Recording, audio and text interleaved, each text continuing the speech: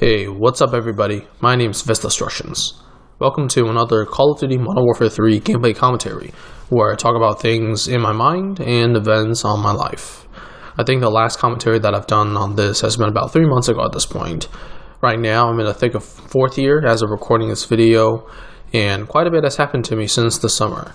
So I want to just update you guys and really bring you guys up to speed on what has happened since then. In the background are going to be 9 m.o.a.b streaks. The first one's going to be an 18 on Hard Hat. The second one's going to be a 20 on Fallen, and then the game ended because we captured too hard. The third one's going to be a 21 on Mission with the Support Specialist package. The fourth one's going to be a 22 on Bootleg, and then people end up rushing me. The fifth one's going to be a 22 on Dome after getting a m.o.a.b. The sixth one is going to be a 22 on Mission in a modded lobby. The seventh one's going to be another 22 on Mission. The eighth one's going to be a 23 on Resistance versus 2 m.o.a.b and Devious Being, who were actually partied up. The last one's going to be a 19 on Dome with a triple kill as the game ends.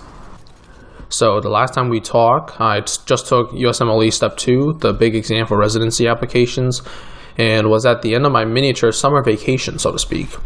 In late July, I returned to the hospital and started a 2-week nephrology elective rotation. So at that time, this was available as an elective, so I decided to take that. Nephrology are what are called kidney doctors, who specialize in treating various forms of kidney failure, chronic kidney disease, transplant evaluations, and everything that really relates to the kidney and electrolytes in your blood. Nephrologists love pontificating about, electrolytes, fluid shifts, acid base, tonicity, whether a patient needs dialysis versus renal replacement therapy if they're in the ICU, things like that. Overall, that was quite a lot of information and a lot of new material to assimilate, but it turned out to be fine. Sometimes a little bit longer hours if you had to go to the ICU a lot as a nephrologist. But a lot of it was a little bit esoteric in terms of understanding the pathophysiology, what's going on in your body. I had to also learn a lot of new nephrology terms, which was pretty exciting.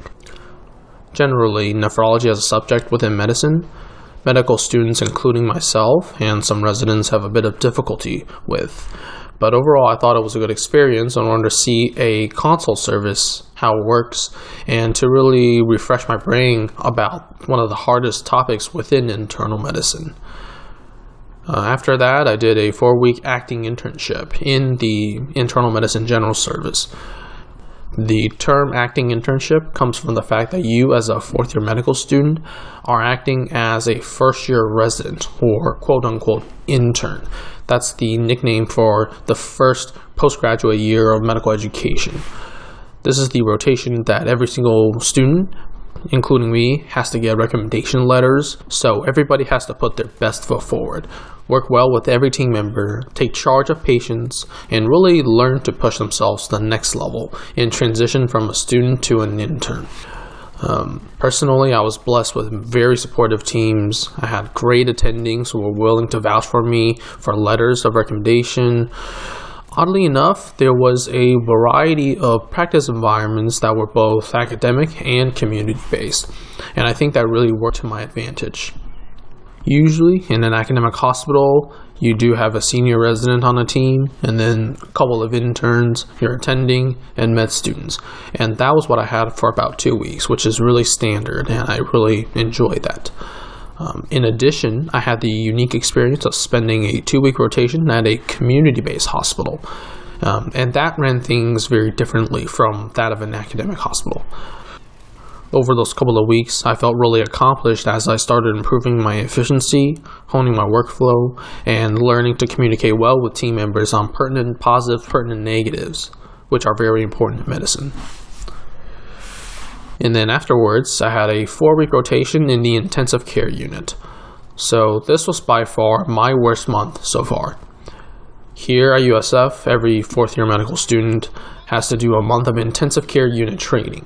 And for internal medicine, we had the choice of either the cardiac intensive care unit or the medical intensive care unit. Both of these are time intensive, rounding intensive, and just overall demanded a lot of knowledge and acumen in a type of medicine that as a medical student you've never seen before. These patients are the most sick patients in the hospital, so you really have to think well on your feet about extremely complex physiologic processes and how to best prioritize the myriad of problems they have in order to treat them. My hours are pretty long as well, arguably the longest hours so far. I usually get there around 6:30ish, see my patients, start rounding at 8:30 a.m., break for lunch whenever because the rounds can take 4 or 5 hours, and then round again in the afternoon around 3 p.m. until about 5 at most times. The units really only housed about 10 to 13 patients, so our patient panel wasn't too bad from a raw perspective, and we did bedside rounds, but we still took up almost half an hour per patient, even more for some patients. On top of this, I had to finalize my residency applications because residency applications were due the end of September. During this time, I had to reach out to my dean to let them to look over my application materials, and they were unhappy with my personal statement, so I had to basically rewrite a significant portion of my personal statement, and mainly the hook, and I just took a really long time. I took a whole weekend on that.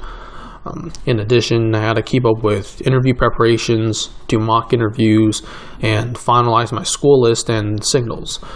Signals are programs that you can pick up to about 15 for an internal medicine to let them know that you're truly interested and to hopefully allow them to give you preferential treatment for inviting you to an interview.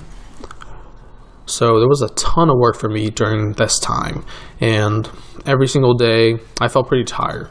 I basically just ate, showered, checked my emails, took a little bit of time for myself, and then slept. Every day I was basically hustling, doing something during the downtime, because I had to juggle a lot of responsibilities. Overall, this was not a fun time. If I were to do it again, I would definitely push ICU to either October or November, because September is just too much. I would definitely not recommend ICU in the month of September to anybody. But right now, I'm on the better part of 4th year, which are electives. Nephrology wasn't elective, but after the ICU, I had 6 weeks of consolidative electives within internal medicine. As of recording this video, I just did a 2-week rotation in rheumatology, and I'm on gastroenterology right now, which is GI. I've always wanted to do GI for really the longest time, so right now I'm just really enjoying it, learning about as much as I can, seeing as much as I can, seeing as many scopes as I can. However, the last 2 weeks on rheumatology have really thrown a wrench in that decision and made me question whether GI is worth it. During 3rd year, I developed an aptitude and a love for rheumatology, so getting to work with the fellows and attendings was really fun for me. I also got a really nice taste of the outpatient life, which I would say is the promised land for medicine. It was great to sharpen my musculoskeletal skills and rheumatological thinking in 1 grade rotation.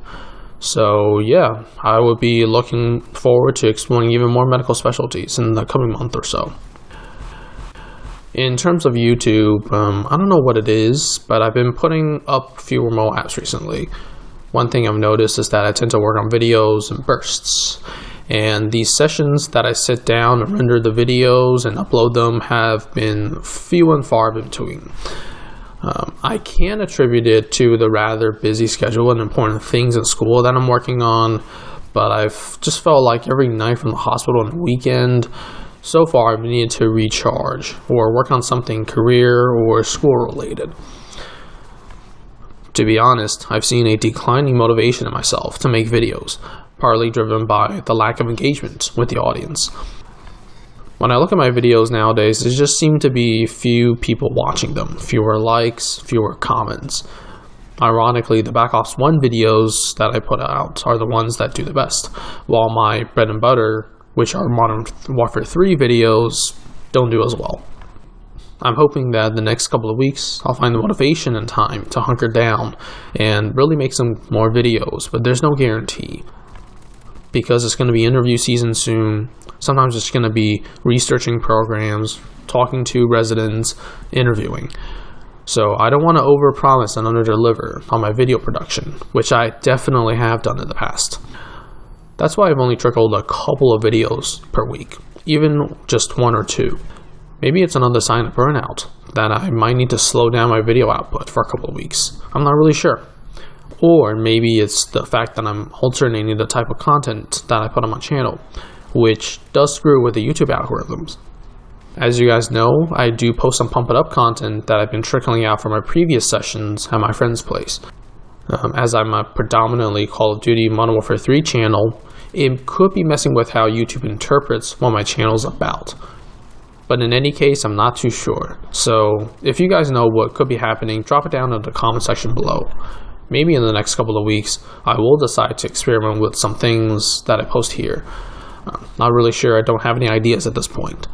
But whatever it is, I really appreciate that you guys have supported me so far. It always makes my day to read your comments and suggestions, so please keep them coming. That's really all the reason why I choose to go out of my way to make these videos, because these videos take a lot of time planning and rendering. You guys are the ones who keep me grounded, and I really do mean this.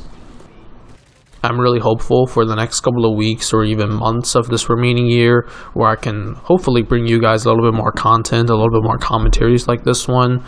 But we're getting into interview season for residency applications, so I'll be definitely preparing for and scheduling interviews in the meantime. So it used to be that I beat myself up over these priorities and the fact that I'm not able to bring you guys content.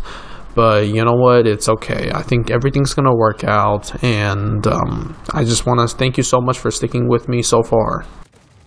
Anyway, that's all I have for today. Thank you so much for watching, thank you so much for tuning in, and thank you so much for your support. If you did like this video, please drop a like on this video, share with your friends, and subscribe to my channel. I'll see you on the next one.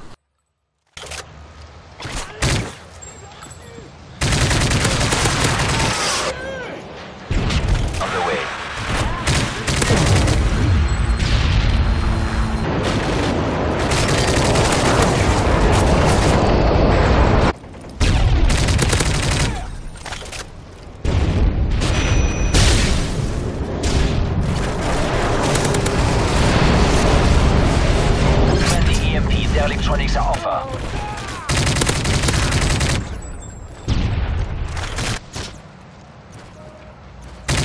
Losing B.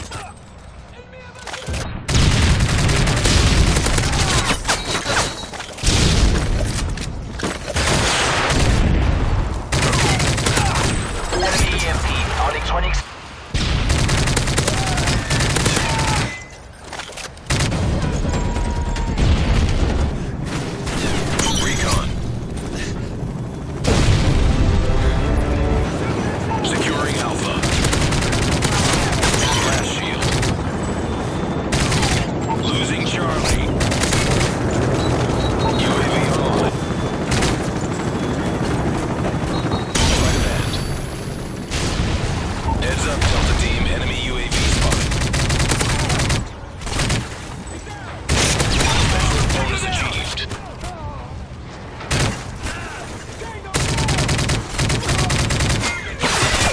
Charlie secure.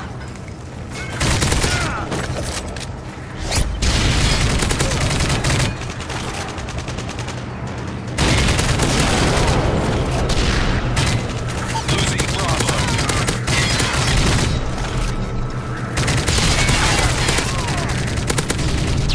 Securing A.